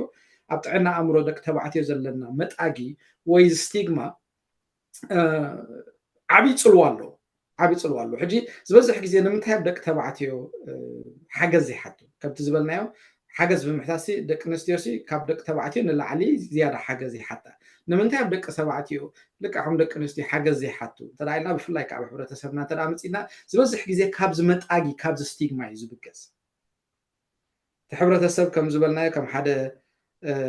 ምሻሎ ኣታ ከኣሎ ሰብኣይ ኩን ስኢልካ ምኒና ይትበል እንታይ ንዓ ክስታይ ሓደ ዓርከይ ነይሩ ዝፈትዎ ዓርከይ ብጣዕሚ ብሪልያንት ማይንድ ካብ ዝብሎ ማለት እዩ ከምዚ ሽግር ፈፂሙ ዘይነኽኦ ዘይጉድሆ ገይረ ኣብ ኣእምሮይ ኩሉ ግዜ ዝቆፅሮ ዋላ ብዙሕ ክስታይ ቻሌንጅስ እንዳሓለፈ ከሎ ክስታይ ኣቀራርብኡ ባህሪኡ ፈፂሙ ዘይቅየር ኣዝዩ ዘንቆ ዓርከይ እዩ ነይሩ ሕጂ ዓርከይ ዝበልኮ ምክንያት ካብቲ ዝነበርኩ ከተማ ስለ ዝቀየርኩ እዩ ኣብ ካናዳ ከለኹ ሕጂ ኣሜሪካ እየ ዘለኹ ኩሉ ግዜ ገለ ነገር ከነዕልል ከለና ወይ ድማ ገለ ነገር ኮይነ ኢለ ከዕልሎ ከለኹ ኩሉ ግዜ ዝዛረባ ዝነበረ ሓደ ግዜ ሲሪየስ ኮይኑ ማለት እዩ ሓደ ግዜ ዝበዝሕ ግዜ ግን ብቀልዲ ማለት እዩ ዝኾነ ነገር ምክሪ ገለ መሃቡ ካብ ኣፍ ውፅእ ትብል ከምዚ እንደ ኮይነ ወይ ድማ ገለ ኮይ ከምዚ ኮይነሲ ከምዚ ሓዚነ ገለ እንተይለዮ ካብ ኣፉ መጀመርያ ትወፅእ ቃል እንታይ እያ ከኣሎ ሕጂ ኣክቹዋሊ ዋላ ዝበዝሕ ግዜ ብቀልዲ ዋላ ይዛረባ እንተነበረ ግን ዝበዝሕ ግዜ ይደጋግማ ስለዝነበረስ ከም ዳርጋ ከም ሓቂ ገይረ ስለዝወሰድኩዋ ሂወተይስ ኣብ ቅድሚኡስ ከም ድኽምቲ ገይረ ክሪኣ ጀሚረ እዚ ንዝኾነ ዝገጥሞ ይውድሆ ይሽከሙ ኣነሲ ስለምንታይ ብዝገጥመኒ ከም ዝኸውን ዘለኹ ዝሽነፍ ዘለኹ ኮይኑ ዝስማዓኒ ዘሎ ንምንታይ ዘይክእሎ ዘለኹ ኢለ ክሓስብ ክሳዕ ዝጅምር ክሳዕ ክንዱ እታ ዘረባ ስጥቀመላ ነይሩ ሓደ እዋን እውን ኮፍ ኢልና ክንዕልል ከለና ከምኡ ኢለ ተዛሪበ ኣለኹ ክሪአካ ከለኹ ሂወተይ ኣብ ቅድሚኻ ክሪኣ ከለኹ ኣይ ፊል ቨሪ ዊክ ወይ ድማ በቲ ትብሎ በቲ ዛረቦ ኣነሲ ብጣዕሚ ድኹም ሰብ ወይ ድማ ከም ዝበልናዮ ሰብኣይ ኮይኑ ድስማዓኒ ኢለ ኣብ ሓደ እዋን ተዛሪበ ኣለኹ ስለምንታይ ገለ ምስ በለኒ ዝኾነ ነገር ክብለካ ከለኹ ወይ ድማ ዝኾነ ክዛረበካ ከለኹስ ካብ ኣብካ መጀመርያ ትወፅእ ከኣሎ ኢኻ ትብል ኢነወይ ንስኻ ተዘይትኽእሎ ነርካ ከምኡ ዓይነት ኣቀራርባን ኣረዳድኣን ወይ ድማ ከምኡ ዓይነት ኣተሓሕዛ እንተዘይብልካ ኮይኑ ተዘይነብረካ ነይሩ ከምዚ ትብለኒ ዘለካ ንዓይሳ ኣይምበልካን ስለዚ ንሱ እንዳከኣሎስ ንምንታይ ኣነ ደይክእሎ ኢለሲ ዝበዝሕ ግዜ ጊልትነስ ይስማዓኒ እዩ ገለ ምስ በልኮ ኣክቹዋሊ ሽዑ ዝክሮ ከምዚ ዓይኑ ክስታይ ቆፂሩ ንብዓት ቆፂሩ ኖ I don't mean that ከምኡ ማለት ኣይኮነን ኣነሲ ስኢለ ንፀወታ ንቀልዲ እምበር ንከምኡ ክስማዓካ ኢለ ኣይኮንኩን ኢሉ ዳሕራይ ናይ ውሽጡ ንሱ እውን ክገልፀለይ ማለት ኣብ ሂወቱ ዝኸውን ነገር ብከመይ ከም ዝገጥሞ ወይ ድማ እንታይ ከም ዝስማዕ እውን በብቀረቡ እውን ክገልፀለይ ጀሚሩ ዋ ኩላህና ኣባ ሰባት ኢና ክብል ከዓ ጀሚረ ማለት እዩ ሕጂ እንታይ ክብል የደለ እታ ኣብ ሕብረተሰብና ዘሎ መጣጊ ስቲግማ ንሕና ብፍላይ ንሕና ከም ደቂ ተባዕትዮ ነዚ ዝበልናዮ ናብ ጎንፂ ወይ ከዓኒ ናብ ቫዮለንስ ገፅና ክንልሖኽ ዝገብረና እቲ ኣብ ሕብረተሰብ ዘሎ መጣጊ ወይ ድማ ስቲግማ ወዲ ተባዕታይ ክበሃል ከሎ ኣብ ሕብረተሰብና ወይ ድማ ሓደ ሰብ ጥዕና ስነ ኣእምሮ ጎዲልዎ ክበሃል ከሎ ኣብ ሕብረተሰብና ክስታይ ስለ ዘሎ እቲ ጣዕምታ እቲ ኣረኣያ ክስታይ ዝቀነነ ዝተባላሸወ ስለዝኾነ ንሕና ከዓ ኣብቲ ሕብረተሰብ ከም እንታይ ዝበሃል ቀሊልና ክንረአ ስለዘይንደሊ ብፍላይ ከዓ ንሕና ከም ደቂ ተባዕትዮ ኣብ ደቂ ተባዕትዮ ሓደ ኢጎ ኣንነት ስለዘሎ እዚ ኣንነት እዚ ብቐሊሉ ክንድርብዮ ስለዘይንደሊ እቲ ሕብረተሰብ ኣብቲ ሕብረተሰብ ዝብሎ ፊት ኢን ክንገብሮ ወይ ድማ ንዑ መሲልና ክንከይድ ስለንፍትን እዚ ኣብ ሕብረተሰብና ዘሎ መጣጊ ንዓና ንደቂ ኣንስትዮ ንዓና ንደቂ ተባዕትዮ ብዝተፈላለየ መገዲ ክስታይ ገብረና ይፀልወና ከም ዝበልናዮ ነቲ ስምዒትና ብደንብ ከይንገልፅ ሓገዝ ንኸይንደሊ ነቲ ስምዒትና ኣክንዲ ብጎነፅን ብገለን ብካልእ መገዲ ብለውኻት ብድንጋፅ ብገለ መታ ንኸይንገልፆት ኣብ ሕብረተሰብና ዘሎ መጣጊ ዝበዝሕ ግዜ ንሱ ዲክቴት ስለ ዝገብረና ንሱ ኣባና ዓብ ዝኾነ ተፅዕኖ ስለ ዘሕድር እዚ ኣብ ሕብረተሰብና ዘሎ መጣጊ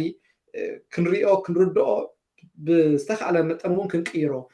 ክንፍትና ኣለና ከምቲ ኩሉ ግዜ ንብሎ ማለት እዩ ዋላ ዝበዝሕ ግዜ ዋላ ማህፀን እውን ዝበዝሕ ግዜ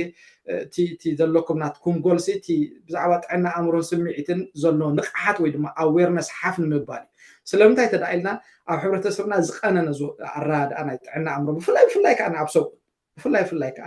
ኣብ ሰብኡት ዝቐነነ ኣጠማምታን ኣረዳድኣን ስለ ዘሎ ነዚ ንምዕራይ እዚ ክሳዕ ዘይተዓረየ ከዓኒ ምናልባት እቲ ዘለና እቲ ብፍላይ ደቂ ተባዕትዮ ንሕና ኣሰብኡት ዘለና ኣረኣያ ወይ ድማ ኣቀራርባ ወይ ድማ ባህሪ ክንልውጥ እውን ክንሽገር ንኽእል ኢና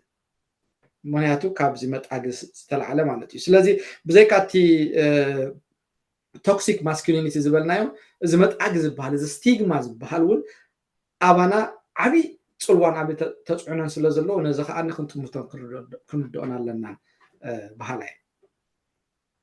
يمكن سامسونج حاولنا احنا نحكي أصبح قبل كاخا جلس كلا قبل كنا نسمع فنرجع لنا ودانا نربط أب حبرة السبناسي أبلغ عندنا كلنا بيتسب حوي أب طبعا بخان أتزل نركايا باهل وقع مثل ذلك اتنا سنة أمراوي تعملنا ونيحيش فينو سمعني عندنا كلنا أجدًا انتايو في الذات بعدي لبقاو ديك تزاربوا لمقانقوها ونكتقلصلون فعنا أنا خاطبلو ስለዚ ማዕርክ እንደይ ነዚ ዘመናዊ ምክሪ እውን ኣብ ሕብረተሰብና ብዙሕ ውፅኢትን ልምድን ስለዘይብልውን ኣይቅበሎን ኮይና ተሪፋ ግን ኣብዛ ስደት ላይ ዘለና ደቂ ተባዕትዮና ንሳይና ክንገብር ማዕርክ እንደይ እቲ ሙያዊ ዘመናዊ ምክሪ ወይ ከዓ ተራፒ ካውንስሊንግ እንብሎ ጥቕሚ ኣለዎ ድዩ ንሓደ ሰብ ኣብ ከምዚ ምልክታት ዘለዎ ሰብ ናብኡ ምኻርሲ ሓገዝ ክረክብ ይኽእል ድዩ እንታይ ረብሓ ዘለዎ هو ምናልባት ከም ዝበልከ ምስ ግዜና ክንጎይ ስለ ዘለና ካብቲ ንሕና ብፍላይ ኣብ ዝወፃ ማለት እዩ ነቲ ዝተፈላለየ ንጉድለት ጥዕና ኣእምሮ ዘጋለፀና ዘሎ እቲ ስደት ዝበሃል እውን ናቱ ዘለዎ ፅልዋ ክንዛረበሉ ዘለና ኮይኑ ይስምዓኒ ከምቲ ዝበልክዮ ናብ ሃገርና ወይ ድማ ናብ ባክሆም እንተደኣ ኸይድና ዝበዝሕ ግዜ እዚ ሕጂ ንሪኦ ዘለና ጉድለት ስነ ኣእምሮ ዝበዝሕ ግዜ ኣብ ዓድና ብዙሕ ግዜ ኣይረአን እዩ ስለምንታይ ተራእየልና ኣብ መንጎ ሕብረተሰብካ ክትነብር ከለካ ገዛ ርእሱ እቲ እንታይ ዝበሃል እቲ ምስ ሕብረተሰብካ ዘለካ ጥብቆ ምስ ሕብረተሰብካ ዘለካ ዝምድና እቲ ሶሻል ኮኔክሽንስ ንባዕሉ ምግቢ እዩ ከምቲ ሓንቲ ወይ ዝበልናዮ እቲ ዝበዝሕ ግዜ እቲ ጉድለት ጥዕና ኣእምሮ ካብ ምንፃል ካብ ኣይዞሌሽን እንዲ ዝብገስ which is ብመፅናዕቲ ከም ዝበሃል ማለት ልዕሊ 9% ሕጂ ስደት ናቱ ዝኾነ ብድሆ ኣሎ ብፍላይ ከዓኒ ንዓና ከም ሕብረተሰብ ክንሪኦ ከለና ስደት መቸም ዘይከሓድ ናቱ ዝኾነ ብድሆ ወይ ድማ ናቱ ዝኾነ ፅልዋ ኣለዎ ሕጂ ከም ዝበልናዮ ንሕና ምናልባት ሕጂ ኣብ ኣሜሪካ ተዳ መፂኻ ግላውነት ዝበሃል እቲ ኢንዲቪዥዋሊዝም ዝበሃል ጉኑን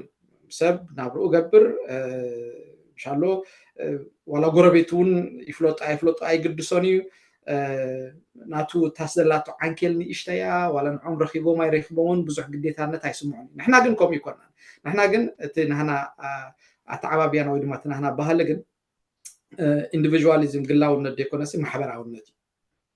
የገድሰና ጎረቤትና የገድሰና ወዲ ገዛውትና የገድሰና ፋሚሊና የገድሰና ዋላ ምግቢ ኣይንብላዓሲ ምስ ጎረቤትካ ኸይድካ ዕሊልካ ብምምፃእ ገለሲ ነቲ ጥዕና ኣእምሮናሲ ሕልው ይገብሮ ነይሩ እዩ ሕጂ ካብኡ መፂና ኣብዚ ግን እቲ ዝነበረና ስለ ዘይንረኽቦ which is ስለ ንስኡ ነው كيترد فتينا إن خيفتنا نعم من نتصال جزنا نعم isolation جزنا نخيدينا بعبي أخاني متجمنا بتسديد كامس مسخة تزعب بدهون هنا تخصاي تي integration النبلة تموهاد النبلة مستعب كوابي خازلو بهالها قديف كامس إخا مستعب كوابي خازلو حبرات مستعب كوابي خازلو بهالي كتوهاد كتقل عليك integrate كتقبر تقل عليك كتقبر كتقل عليك فجي نزغت تقبر كأنا عم خلوه كله أنا كأنك عم خلوه كله ناي self confidence عم خلوه كله زي تقول أنت زي بالك integrate كتقبر أو كتتصنابر وين ما خطوها هاد سلت شجر فتي خليها كيف لتك كيف تقان ده تنتصل كهذا isolation لو مالتي فجي isolate مسكون كأني نبوزح تجمع سنة عمره إخاك سايت تقبر تقالت فجي تقالي إن شاء الله حجي أباناسي تبزح جزي حدث شركو مصدربية قالينا شكرا نفوتها وايت دايلنا تي community زبهال communal life زبهال زبزح جزي بفلا يبز واتساب زي diaspora متينا بزح سلزي بالنا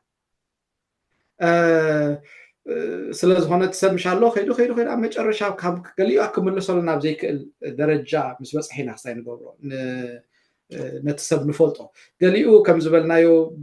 بشالو كيدو مسمار حليفو نجاراتو بنعبي بفايلونس باجريشن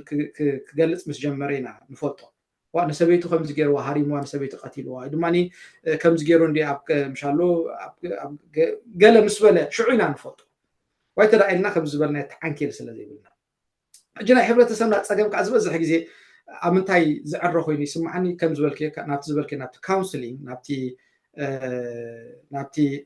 بروفيشنال وين ما نابتي اكسبرت سكيل كاستاي مغبار سو اقداس نتالون دي نحبرت سمنا خري خلوه غن يجوالي نات كازو خنا عنكل بمفتار زفتح خويني سمعني بفلايك انتي ولا ابتي محصن ونزنط فلت بير تايزبال بير جروب زبال ناي محزنت عنكل زبال زيادة أبكم تفتح ويدي سمعني مش الله مستزاربك قال كم مستزاربك نتي أبقى أخذ له نجارات كم سجلت كان له مسفسس كان له كفو خصب لك لكن لي أوش تحصل كتحاتيمو خمس سوا نتبالا نحراي توكسيك كوينو كستايز جبر زفند أكلي سؤال زعبس أكلي سؤال بقى تعبيسو نحاله تبالا لعقل خمس بلنايو توكسيك كوينو أكلي زوات نتأبقى خذله مش تأمنه أبقى خذله حدث وهل حدث بوني ياخد أنت لا رخيبك معوخة تكافل أنت لا كستاي رخيبك دفرت تلا رخيبك كم عينت بايتا أنت لا رخيبك زبز حكي بزح أبكم فتح الله حجتي peer pressure تي peer group زبها وإذا ما تي ناي محزنة تايد بها مزنا أوكي هو مزنا مزنا هو ناي مزنا مخري exactly كم مزنا خا إن شاء الله ما خرتها عركة خا ما حدا خاطبله سب كله قال ولا حدا سب تعبنه كله كا ترى كيلو I think أوز فتح بزح نجران أجي من أربعة زي كم زبلنا يو تي communal life زي مهلا وناوي دماتي تعوز خونه استسرت دول زخونه community زي مهلا ونا قال من أربعة نوع يسألوا يخون قل بستخدم متأنجل كم زي مشالو جزار اسنا النري قليسنا النري يوسف قلينا النري يوسف the vulnerability بلو مالتي حدث إن أمنو سب كركب تداخلنا يتسبلسي كمان سي كهلونا إلنا أول كنت صار لنا كنت سئلنا من هنا بعتنا نبر حدث of course ناتي الراد أنتايو حدث تعوش أخذ له نخت نقرأ نخت قلت صلوا تعامنوه كإلا لك نزيت تعامنو سئلك نزيت فوتو أفقد خير كان نجارات كان مغلات وإذا ما نجارات كا مزراو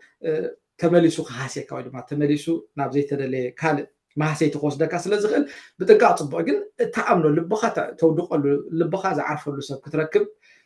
حدا سب كتركب جن مسعر جن صبوي تجي تزبزح اب كميتات كستايز يقبرالو اب كميتات زفتحلو تشن غزا رسو تي تايز بالتي ناي اب تخسيان مخاد قالون صبوي ابو تروحوا كستايز لازلو مالتي حدا مش غزا رسو مش كوميونيتي سلازخونه اوف كورس حجتي بتخسيان غزا رسو نقطعلو ناتو مشالو توكسيك زي كونسي تعوز خونه تايز بحال حبرت ክህልዎ ኣለዎ ግን ናብ ከምኡ ከይድካ ኣብ ከምኡታት ሕብረት ምፍጣር ወይ ድማ ሰኢልካ ኣብ በይንካ ክንትነብር ኣብ ከምኡታት ከይድካ ሕብረት ምፍጣር እውን ንገዛ ርእሱ ናቱ መክሰብ ስለ ዘለዎ እቲ ሰብ ናብ ከምኡታት ገፁ እውን ክኸይድ እንተዳ ክኢሉ ፅቡቅ እዩ ካብዚ ሓሊፉ ግን ብከምዚ ብመዘና ብመሓዙት ብዕሩኽ ከም ዝበልናዮ ብኮሚኒቲ ዘይፍታሕ ግን ከዓ ብምሁራት ብኤክስፐርት ብዝተምሃሩ ካውንስለርስ ናይ ስነ ኣእምሮ ክኢላታት ወይ ድማ ናይ ስነ ኣእምሮታት ክሳይ ዝኸውን ዝፍታሕ እውን ኣሎ ሕጂ ናብ ከምኡ ገፅና እውን ክሳዕ ክንድኡ እውን ክንምጠጥ ፅቡቅ ሕጂ ምናልባት ኣብ ባህልና ዝተለምደ ወይ ድማ ባህልና ክሳይ ብዙሕ ግዜ ከም ሓደ ቅቡል ነገር ኣይኮነን ግን ናቱ ዝኾነ መክሰብ ግን ኣለዎ ከምቲ ዓንተዩ ዝበልክዎ እቲ ኣባና ዘሎ መጣጊ ወይ ድማ ስቲግማ ናብ ከምዚ ናይ ስነ ኣእምሮ ምሁራት ከይድና ሓገዝ ንኸይንደሊ ዝበዝሕ ግዜ ንድሕሪት ይኮተና ምክንያቱ ኣብቲ ኣእምሮና እንታይ ዘሎ ናብ ከኦም ዝኸይድ ዝተፀለለ ሰብ እዩ ዝተፀለለ ከዓ ጨርቁ ዝደርበየ እዩ ጨርቁ ዝደርበየ ከዓኒ ኣብቲ ሕብረተሰብ ምሻሎ ዝተነፀለ በቲ ሕብረተሰብ ዝተነዓቀ በቲ ሕብረተሰብ ዝተወራረደ በቲ ሕብረተሰብ ከዓኒ ከም ዝተረግመ ኣብ ገሊኡ እውን ኣጋንንቲ ከም ዘለዎ ገለ ገይሩ ስለ ዝቁፀር ሕጂ ብዝተኻለና መጠን ናብ ከምኡ ዓይነት ክስታይ ክንጋለፅ ስለ ዘይንደሊ ናብ ከምኡ ናይ ምኻድ ክስታይ ዘለና ናይ ምኻድ ንምኻድ ዘለና ትብዓት ዝበዝሕ ግዜ ኣዝዩ ኣዝዩ ሒደት እዩ ሕጂ እቲ ስቲግማ ዝበሃል እቲ መጣጊ ዝበሃል እንዳተዓረየ ብፍላይ ከዓኒ ብዛዕባ ጥዕና ኣእምሮን ስምዒትን ዘለና ምርዳእ ንቕሓት እንዳዓበየ ክኸይድ ከሎ ናብዚ ዝበልናዮ ናብ ናይ ኣእምሮ ናይ ጥዕና ኣእምሮ ምሁራት ከይድና ክስታ ክንገብር ከይድና ክንሕከም ወይ ድማ ክንርአ ብዙሕ ዘይፅግመና እንዳኮና ክንመፅእ ንኽእል ኢና ግን ናብ ከምኡ ገፅና ንኸይድ ወይ ድማ ክሳዕ ክንድኡ ንኸይንዝርጋሕ ግን ኣብዚ መንጎና ኮይኑ ዝሓላልከና ሃርድልስ ዝኾነና ወይ ድማ ዕንቅፋታት ዝኾነና ከም ዝበልናዮ ብፍላይ ከዓ ስቲግማ ዝበሃል መጣጊ ዝበሃል ንዑ እንዳዓረናዮ እንተዳ መፅና ሕብረተሰብና እቲ ንቕሓት ክስታይ እንዳገበሩ እንዳዓበየ ክመፅኡ ከሎ ጥራሕ ብዛዕባ ጥዕና ኣእምሮን ስምዒትን ጥራሕ ዘይኮነ ብዛዕባ እዞም ምሁራት ንብሎም ዘለና ናይ ጥዕና ኣእምሮ ምሁራት እዞም ኤክስፐርትስ ንብሎም እዞም ሳይኪያትሪስት እዞም ካውንስለርስ ንብሎም ናብኦም ምኻድ ዘሎ ጥቕሚ ንሳቶም እንታይ እዮም ዝገብሩ ብኸመይ እዮም ዝሕግዙኻ ናብኦም ምኻድ እንታይ ጥቕሚ ኣለዎ ካብቲ ሕብረተሰብ ፈለየካ ወይ ድማ ካብዚ ንብሎ ዘለና ኣብዚ ጎረቤተይ ኣላ ፊት ገዛና ሓንቲ ፃዕዳ እያ ሓደ እዋንሲ ከምዚ ዝበልክዮስ ናብ ተራፒ ከይድ ኣለኹ ገለ ኢላትኒ ኣነ ከዓ ሰንቢደዎ ተራፒ ዳ እንታይ ኮንኪ ኣዩ ኦኬ ምስ ሓዳርክ ድሓን ዲኺ ዩዥዋል ሲ ኣብ ሓዳሮም ክሳይ ዝኾኖም ገለ ተራ ምሻል ብፍላይ ከምዚ ምስ ሰብኣይ ምስ ሰበይቶም ዝተባእሱ ገለ ኢኻ ክኸይድ ትሰምዕኖ ድሓን ዲኺ ድሓን ግን ለንቅነ ከልበይ ስለ ዝሞተሲ ካብኡ ዝተላዕለ ዝተሰማዓና ሓዘን ክሳይ ንምግባር ሓገዝ ንምርካብ ናብ ተራፒ ከይደ ምስ በለትኒ መጀመርያ ሰንቢደ ግን ተዓውሾ ዝኸውን ነገር ከይትሪኦ ከዓኒ ሓሳባተይ ስምዒተይ ስብስብ ኣቢላ ፅቡቅ ጌርኪ ገለ ኢልያ ማለት ሕጂ ከልባ ሞይትዋ ተራፒ ተዳ ኮይዳሲ ንሕናሲ ትዝገጥመና ኣብ ሂወት ዝወረደና ንዑ ንምዕራይሲ ናብ ተራፒ ዘይከይድ እንታይ ኣለና እንታይ ክብል የደልየ ዓቕቢ ዓብ ጥቕምስ ኣለዎ ግን ከም ዝበልና ምስ ነቕሓት ምስ ምርዳእ ዝመፅእ ስለ ዝኾነ ናብኡ ገፅና ክንሰርሓሉ ዘለና ኮይኑ ይስማዓኒ ከምሰምሓውና መደብና ብዚ ክንወዲና ምራት ተዓዘብትና ካብ መጀመር ስጋዕ ንወሰናት ዘብሰኹም ብድጊና መረስን ዝመፅእ ዘሎ ዝመፅእ ዘሎ ክልተ ሰሙን ናይ ኣብ እንግሊዝ ናይ ቆልበት ሃፍተር ዕረፍቲ ስለ ዝኾነ ኩላህና ወለዲ ኣባላት ማህፀውን ደቅና ንሕልፍ ስለ ዘለና እዘን ክልተ ሰሙን መደብ ኣይተመናኒ ኣብ ጁን እስከ ንገረኒ ብትግርኛ እንታይ ዓመት እቲ ኣዋርሕ ሲጠፍኣካ ጁን ሰነ የራغبና ቅድሚ ምውዳእና ግን ሳምሶም ሓወይ ትብሎ ነገር እንተባለ ኮይኑ ናባካ ዝኾነ ኣለዋ ብፍላይ ከዓ ብስነ ኣእምራዊ ዓይነት ነው ብፍላይ ባህሊ ጥራይ ዘይኮነ ክርስትና እምነት እውን ምስኡ ዝተተሓሓዙ ስለ ዝኾነ كم حبرتسب انتاي كنقدر علنا لايكا نمنئسيات أودات أحواتنا نخدم مالتي نبحث هو أمجرشا ካብቲ ንገዛ ርእስና ንምዕባይ ብፍላይ ከዓኒ ነቲ ዝገጥመና መዋጥር ሓሊፍና ንገዛ ርእስና ኮይና ንሕብረተሰብና ንክንከውን ብዓብዩ ከዓኒ እቲ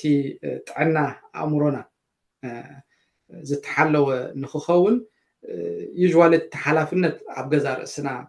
ክንገብሮ ፅቡቅ ኮይኑ ይስማዓኒ ከም ዝበልክዎ ከም ዝክንብሎ ፀናሕና ናይ መሓዙትካ ናይ ቤተሰብካ ናይ ሕብረተሰብካ ሓገዝ مش ከም ዘይከራኸር እዩ of course we have to ሓገዝ ብፍላይ ከድልየና ከሎ ሓገዝ ክንደሊ ናብ ስድራና ይዕርክትና ክንጉዝገዝ ወይ ድማ ክንጉንጎን ፅቡቅ እዩ ብዓብዩ ግን ተሓላፍነት ኣብ ገዛ ርእስና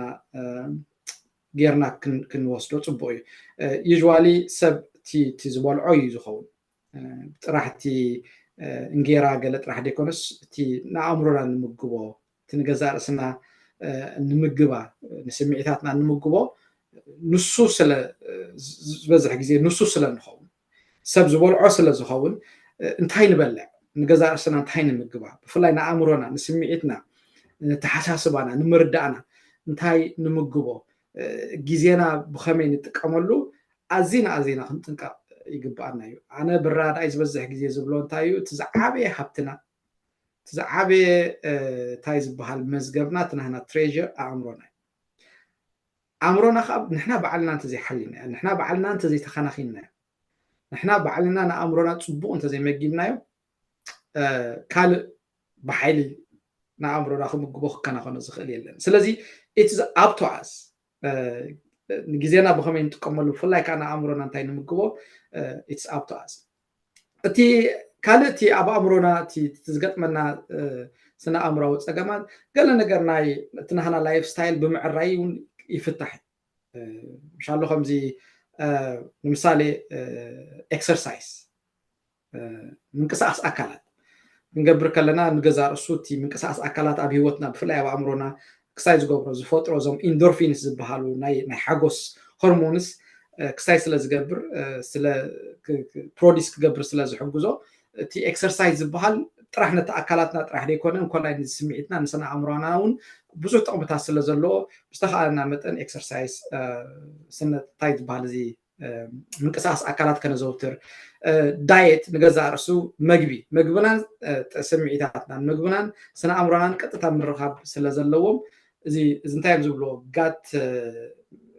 እዚ ናይ ምስ ከብድን ምስ ኣእምሮን ዘሎ ርክብ ብቐጥታ ምናልባት ኣብ መደብኩም ኣምፂኹም ትኾኑ ኢኹም ስለዚ እንታይ ንበልዕ እቲ ሄልዝ ፉድስ ዝበሃል ክስታ ክንገብር ከነዘውትር ብዝተኸኣለና መጠን ስኢልና ጃንክ ፉድስ ገለ ንገዛ ርእስና ክስታይ ንገብራ ክንዲ ንከብድና ንመልኣ ብዝተኸኣለ መጠን ሄልዝ ፉድስ እውን ክንበልዕ ፅቡቅ እዩ ኣብ ድቃስና ምዕሩይ ክኸውን ፅቡቅ እዩ ብዝተኸኣለ መጠን እኹል ዝኾነ ድቃስ ብፍላይ ከዓ ስሊፕ ሃይጂን ዝበሃል ክህልወና ፅቡቅ እዩ ብዝተኸኣለ መጠን ከዓኒ እቲ ዝምድና ምፍጣር ብፍላይ ከዓኒ ዝኾነ ዝምድና ዘይኮነሲ ጥዕና ዘለዎ ሄልዚ ዝኾነ ኮኔክሽንስ ሄልዚ ዝኾነ ሪሌሽንሽፕስ ክህልወና ፅቡቅ እዩ ተደኣ ጥዕና ዘይብሉ ተደኣ ኮይኑ ንሕና ክንወፀሉ ክንእለየሉ ብዝተኸኣለ መጠን ግን እቲ ናህና ዓንኬል ናይ ዝምድናና ዓንኬል ግን ብዝተኸኣለ መጠን ክስታይ ክኸውን ጥዕና ዘለዎ ክኸውን ናብ ፅቡቅ ዝመርሑና ናብ ዝሓሸ ደረጃ ወይ ድማ ናብ ዝሓሸ ዕቤት ንክንከይድ ቻለንጅ ዝገብሩና ንሓሳብና ነጣምታና ብፅቡቅ ነገር ዝውድህዎ ወይ ከዓ ንፅቡቅ ኣባላት ፅቡቅ ፅልዋ ዘለዎም መሓዙት ኣዕሩኽ ክንገብር እንተደኣ ክኢልና ኣእምሮና እንዳተሓለወ ስለ ዝኸይድ ብከምኡ መጠን ድማ ሂወትና እውን እንዳተዓርየን እንዳፀርየን እዩ ዝኸይድ ዝብል ክስታይ ኣለኒ ምርዳእ ኣለኒ ስለዚና ነመስልንካ ካልእ ግዜ ብዛዕባ ናይቲ ቅድማ ኣቢልካ ዝለዓልካዮ ኣርእስታት ናይቲ መርዛም ተባዕታይ ዝብል እሱ ኣይ ቲንክ ኣብ ኣርእስቲ ኣልዒልና እውን ክንዛረበሉ ኣገዳሲ ስለዝኾነ ስባ ተዓዘብትና እሞ በደልና ኣብዚ ክንውስድ ኢና ተሰፊት ተሰሚ ዘራሕደና